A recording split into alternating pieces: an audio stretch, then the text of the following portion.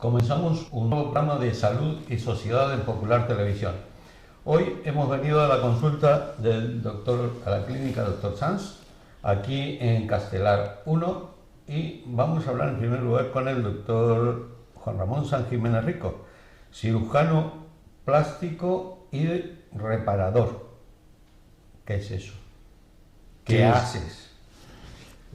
Bueno, buenos días.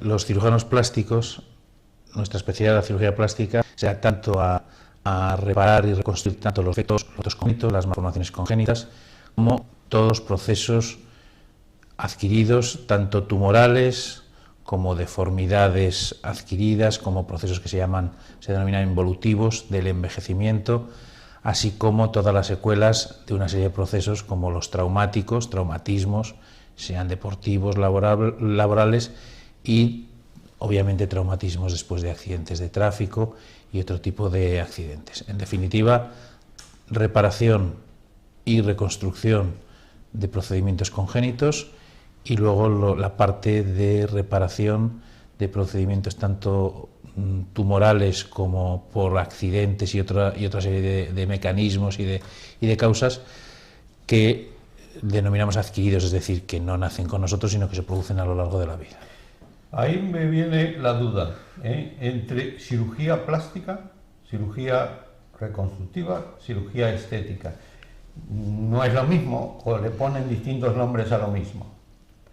¿Cirugía plástica qué es? Sí, nuestra especialidad en España, en la última actualización en el Boletín Oficial del Estado, cambió la denominación hace unos años y somos especialistas en cirugía plástica, estética y reparadora.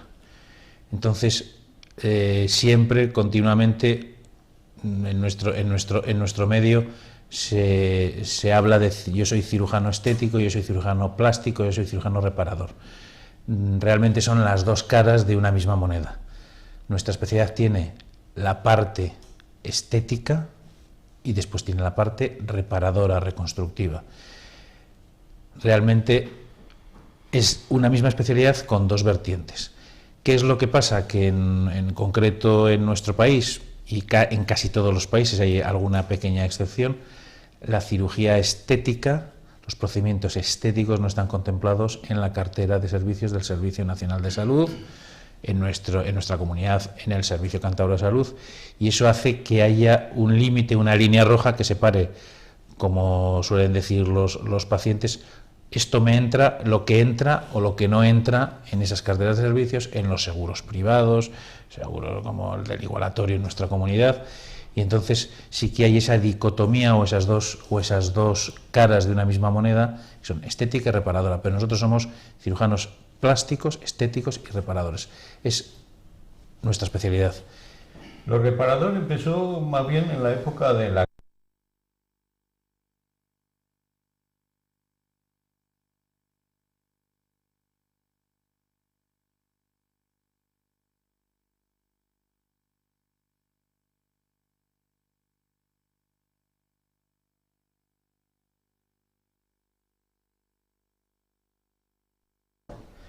Comenzamos un nuevo programa de salud y sociedad en Popular Televisión.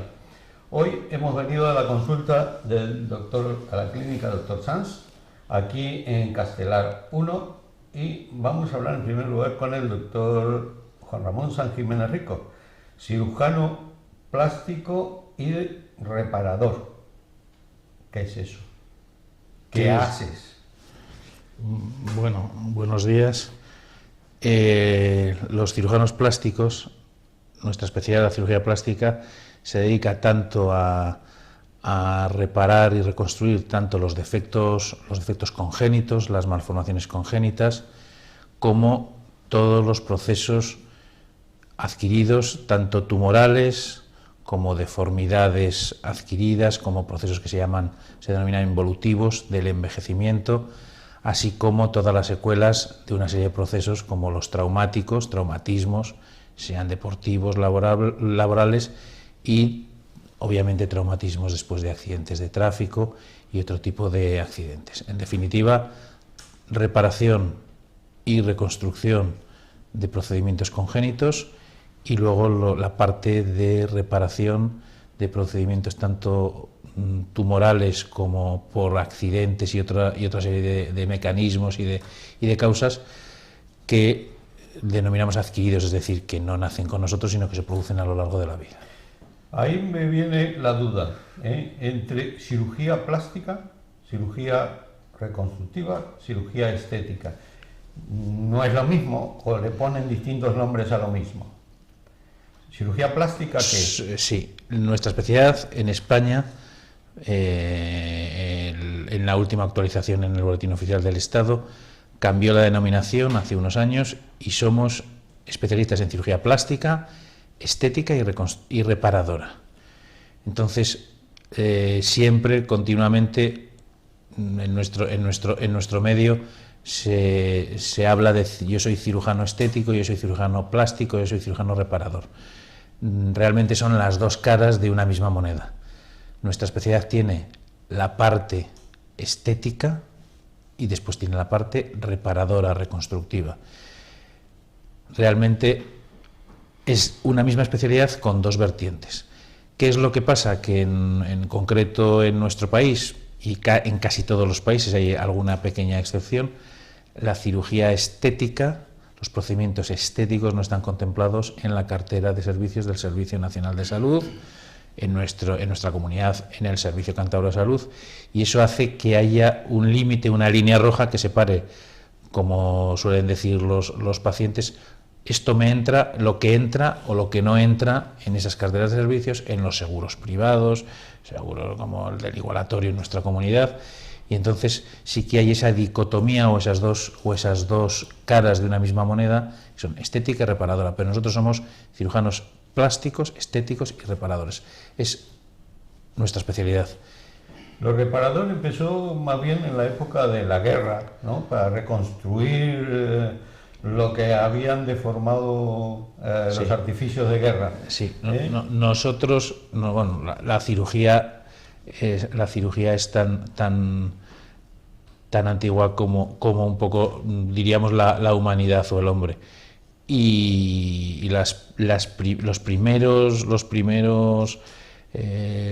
primeros procedimientos ya descritos en la antigüedad, 600 años antes de Cristo, en la India, sobre reconstrucción nasal en concreto, ya datan, como digo, de 600 años antes de Cristo, porque era curioso que en esa sociedad, en la India, en Asia, la gente, básicamente había dos delitos muy penados en esa sociedad, que eran los delitos del robo y los delitos de la violación, de las agresiones sexuales, etcétera, etcétera. Cosa que sigue, desgraciadamente. Entonces, esos dos delitos estaban penados, entre otras cosas, con la amputación nasal. Y de hecho, nosotros en la práctica habitual hacemos el colgajo, que se llama el colgajo indio, que es el colgajo basado en una pequeña arteria, y es el colgajo frontal para reconstruir una nariz, y se puede reconstruir prácticamente una nariz. Y ya, como digo, hay papiros en donde se ve todos los pasos de reconstrucción nasal, porque la forma de quitar ese estigma a los que habían sido amputados era reconstruirles la nariz. Y después, distintas vicisitudes hizo que la plástica hibernase un poco en el siglo XIX y ya tuvo un renacimiento con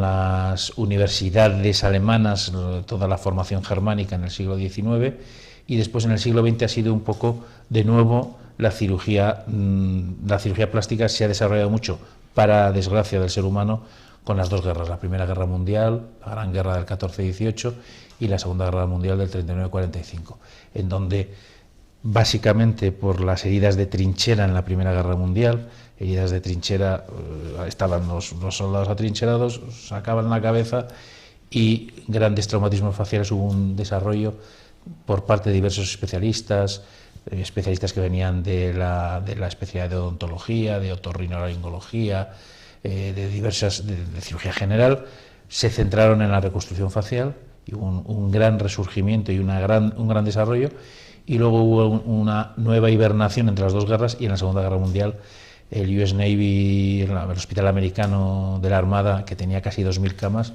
tenía centenares de camas dedicadas a la reconstructiva, y hubo un gran desarrollo por Murray y otra serie de cirujanos. Ahora que os he hablado de la nariz, pues ahí se podrían dar un poco las tres circunstancias, ¿no? Es decir, la reconstructiva, que es lo que has hablado, es decir, le han amputado la nariz, devuelvo a hacer una nariz.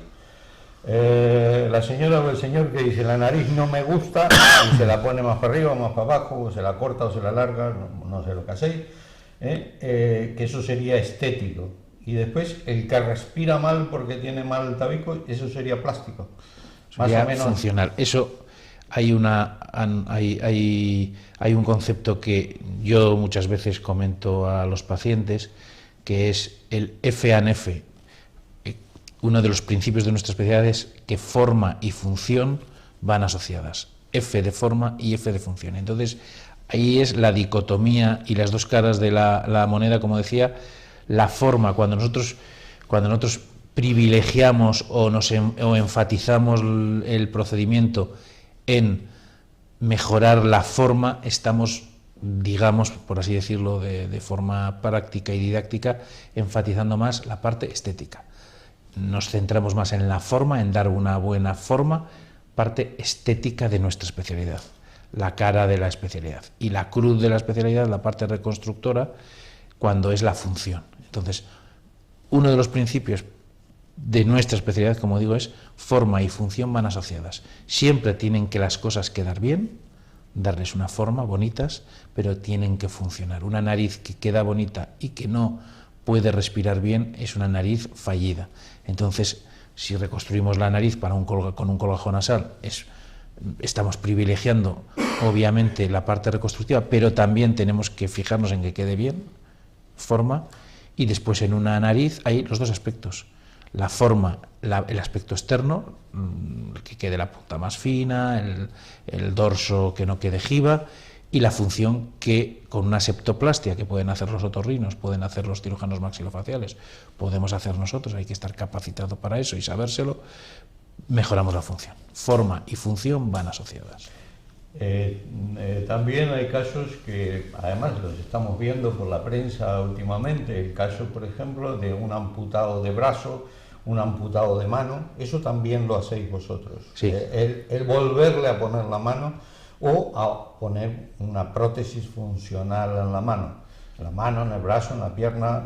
En los pacientes amputados, obviamente, la mejor reconstrucción, la mejor reparación es reimplantarles el dedo, la mano, el antebrazo, y eso hay dos escenarios o dos tipos de pacientes: los pacientes por accidentes domésticos, que esos tienen que ir al hospital público, a Valdecilla, en donde desarrollamos nuestra labor, y después ya por criterios de los servicios públicos estamos capacitados para hacerlo, pero por temas organizativos en algunas ocasiones puede realizarse, y si no, a través de la Organización Nacional de Trasplantes, el centro de referencia en nuestro caso, en nuestra comunidad, sería Burgos.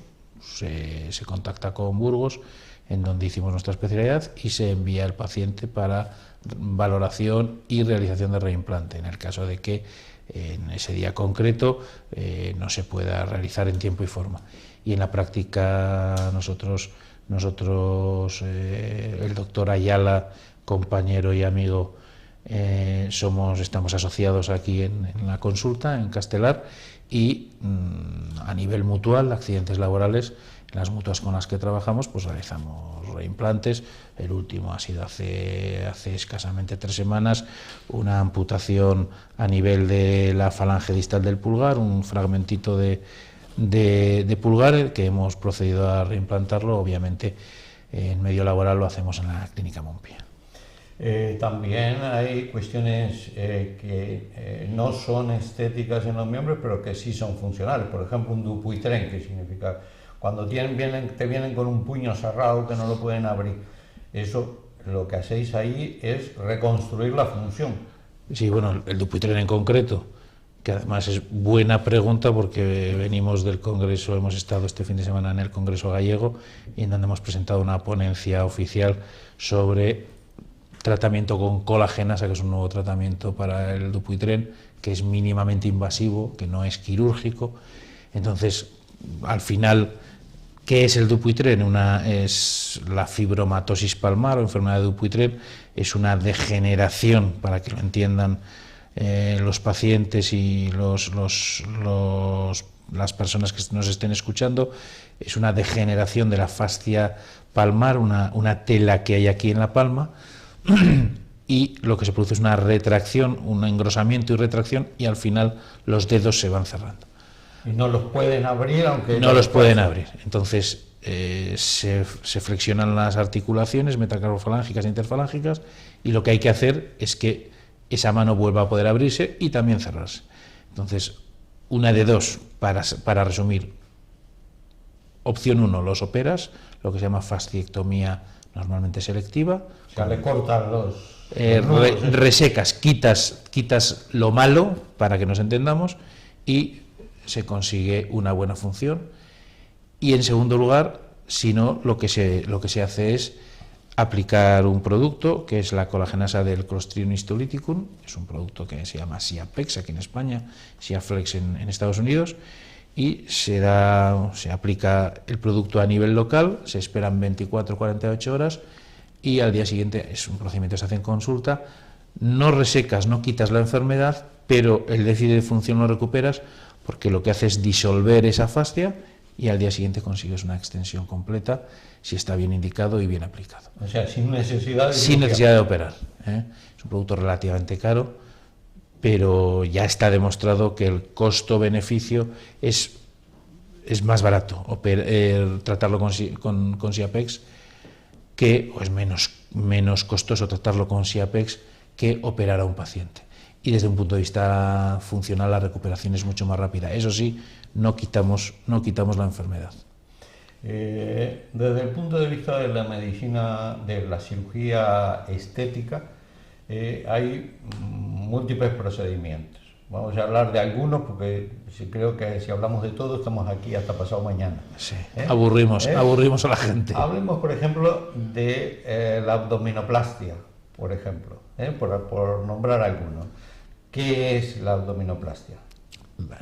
Bueno, en cirugía estética existen multitud de procedimientos. Desde luego, en nuestro medio, en España, el número 1, eso está totalmente estudiado por la Asociación Española de Cirugía Estética y Plástica, y los americanos lo tienen absolutamente todo perfectamente medido. El procedimiento más realizado en cirugía estética es la cirugía mamaria, y en concreto el aumento mamario, hoy por hoy.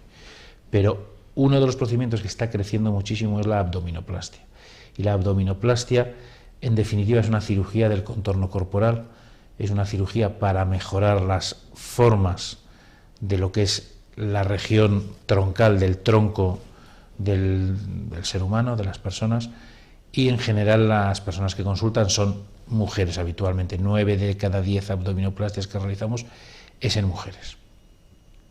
Y se trata, por una parte, en las abdominoplastias, de nuevo volvemos, hablando en términos generales, de nuevo volvemos al principio de F&F, o de F&F, forma y función van asociadas.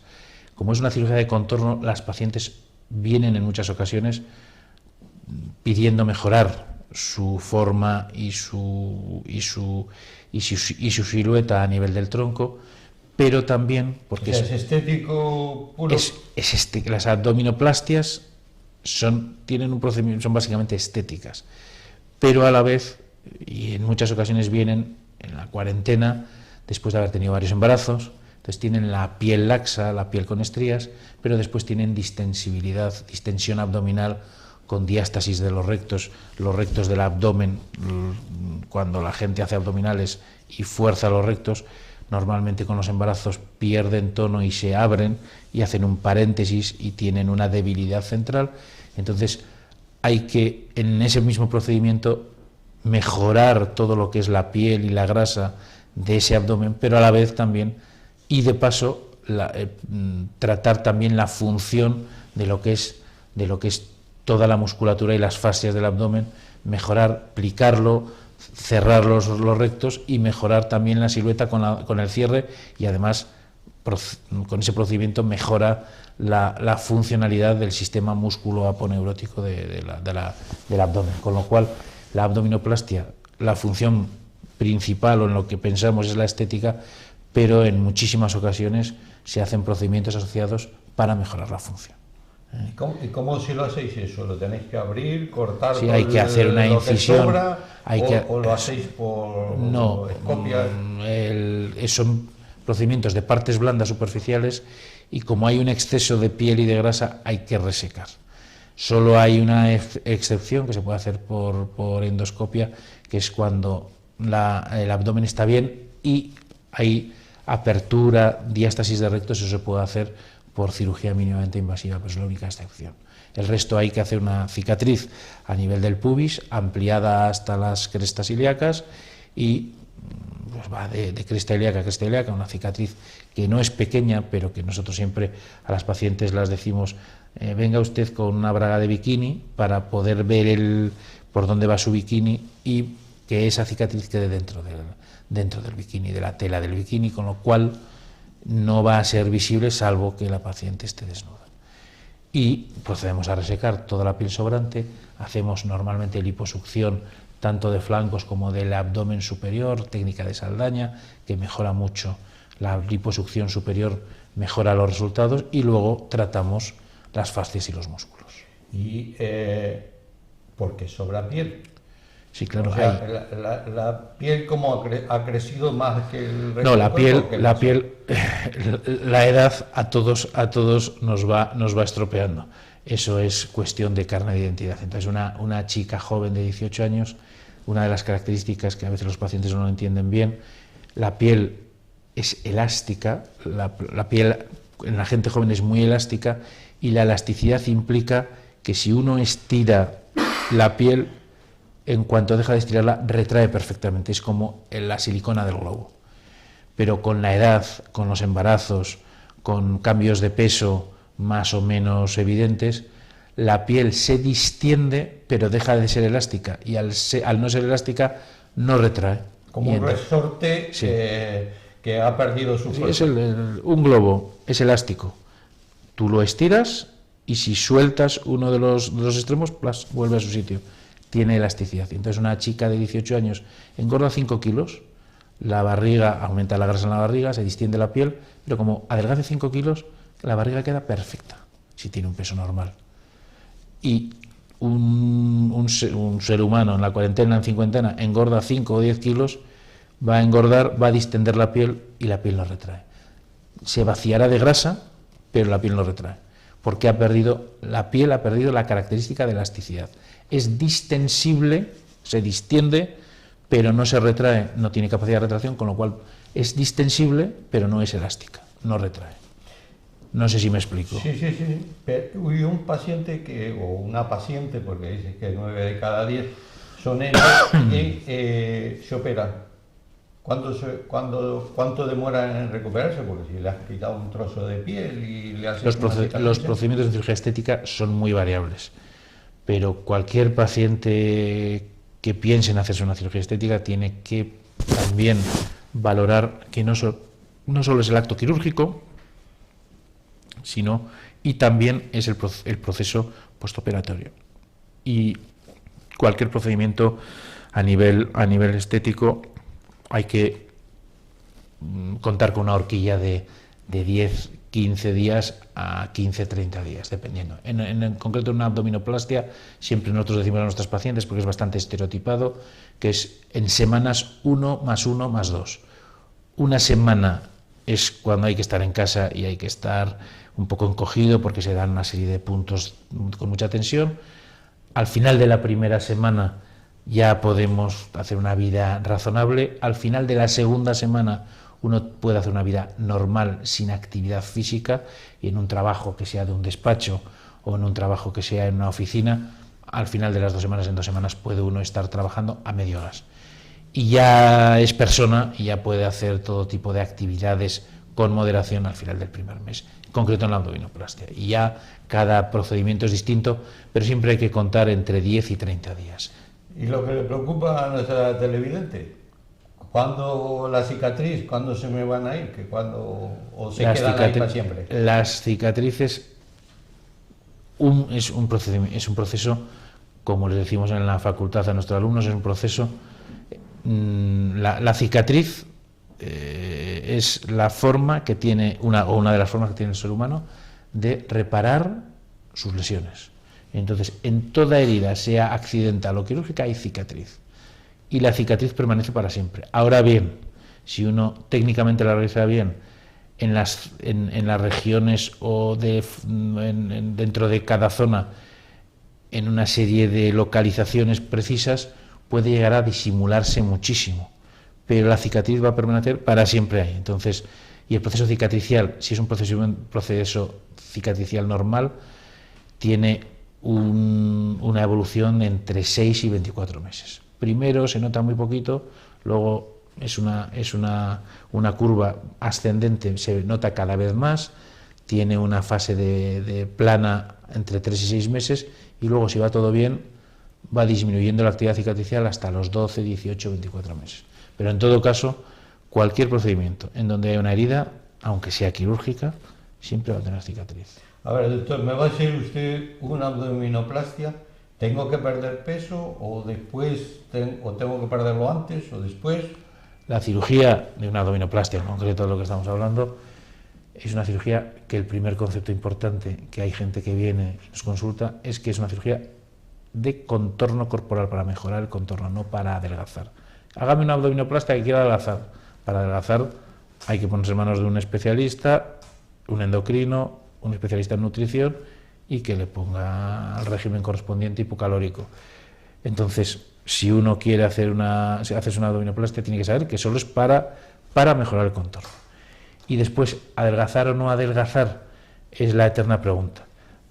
Lo ideal, los resultados ideales en la abdominoplastia es gente que tiene el peso normal, lo que se llama índice de masa corporal de 25 o menos de 25, o como mucho sobrepeso. Si adelgazas, lo que consigues es disminuir el volumen de grasa, pero no la piel.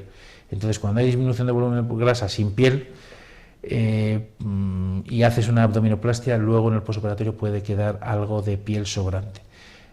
Entonces, cada caso es distinto, hay que valorarlo, pero en general lo que tiene que tener el paciente claro es que no es una cirugía de adelgazamiento, y segundo, que lo ideal es que venga con el mejor peso o el peso más próximo a la normalidad, porque el resultado será muchísimo mejor. O sea que tiene que adelgazar primero.